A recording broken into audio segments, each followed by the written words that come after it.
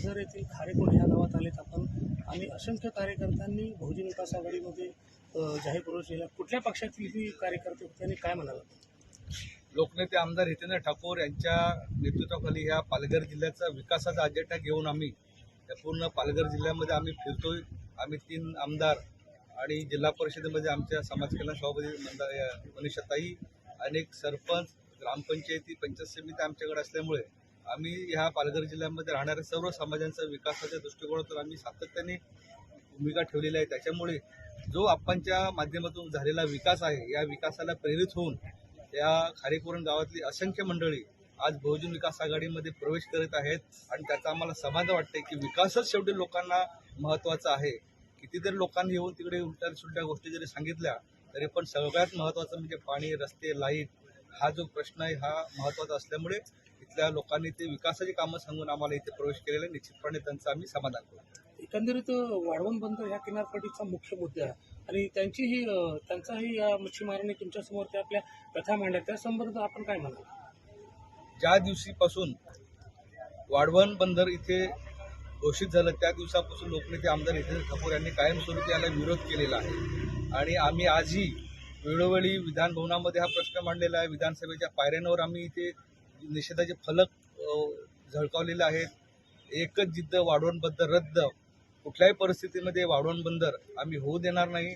हा जो इथला मच्छीमार समाज आहे या मच्छीमारांचा जो जीवन मरणाचा प्रश्न आहे हा प्रश्न तडीस लावून देण्यासाठी आम्ही कुठल्याही प्रकारचं वाढवण बंदर होऊ देणार नाही याची आम्ही भूमिका ठेवलेली आहे. इथे राहणारा जो मच्छीमार समाज आहे याच्यामध्ये घरांचे प्रश्न, रोजगाराचे प्रश्न आहेत. इथे जे काही 3 आणि 4 प्रकल्प आहेत त्यांना निर्माण होणारी जी बाधा आहे हे सगळं लक्षात घेतलं तर आपण इथे हा किती जरी कोणी सांगितलं देशाच्या दृष्टीने हा विकासाचा मुद्दा जरी असला तरी परंतु हा पालघर जिल्ह्यासाठी आणि ह्या कोस्टल एरियामध्ये राहणारा जो मच्छीमार समाज आहे यांच्यासाठी हा विनाशाचा मुद्दा आहे. त्याच्यामुळे आम्ही हा जो विषय आहे लावून धरणार. आज काही लोक बोलतात आम्ही विरोध करणार, परंतु एक तुम्हाला आठवण करून देते की सुभाष देसाई जेव्हा उद्योगमंत्री होते तेव्हा हा प्रकल्पासाठी 16,000 कोटी रुपये त्यांनी आणले असं त्यांनी तेव्हा सांगितलं होतं.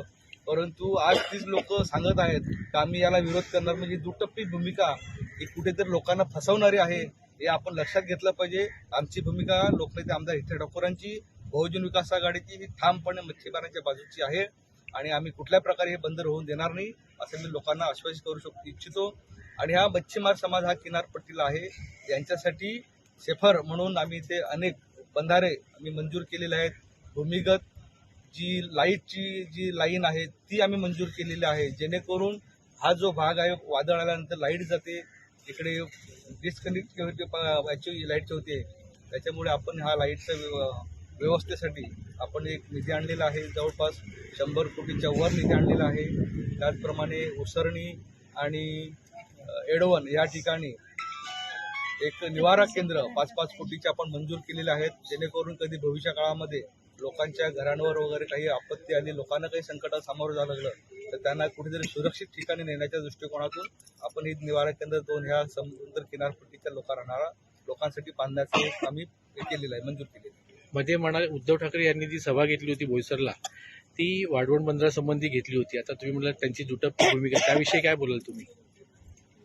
2014 नंतर जेव्हा सरकार बनलं महायुतीचं सेना भाजपचं तेव्हा तत्कालीन उद्योगमंत्री सुभाष देसाई साहेब यांनी 16,000 कोटी ह्या बंदराला मंजूर केलं असं जाहीररित्या सांगितलं होतं. अनेक लोकांनी ऐकलंय, टीव्हीला बातम्या आल्या, पेपरला बातम्या आल्या, काही जाहीर भाषणामध्ये सुद्धा सांगितलेलं आहे.